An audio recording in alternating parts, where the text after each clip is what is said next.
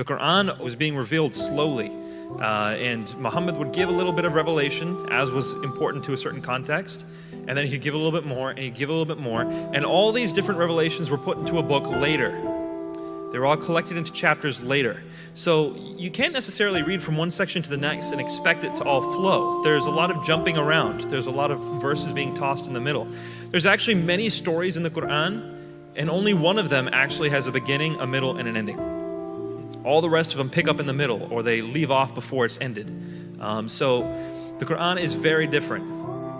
What I discovered was that the Trinity is the most beautiful doctrine that makes us who we are. Check this out. Okay, because God is a community of three persons. He's one being, but he's three persons. Three persons that selflessly love one another. The Father selflessly loves the Son and the Holy Spirit. Each of them selflessly love one another. Are you with me?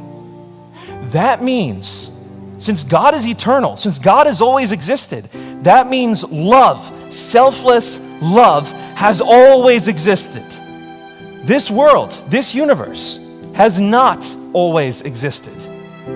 But love has always existed because our God is a God who internally is selflessly loving. So that means love is more real than anything you've ever seen, anything you've ever touched. That's why Moses was never shown sitting next to God. That's why Enoch was never shown sitting next to God. Or any of the archangels. They were all shown standing next to God. Sitting next to God would be blasphemy. That would mean that they are God. Yet Jesus claims not only to be the Son of Man coming on the clouds of heaven, whose worship with a service due only to God, but also has the right to sit next to God on the throne. He's the heir to the throne of God.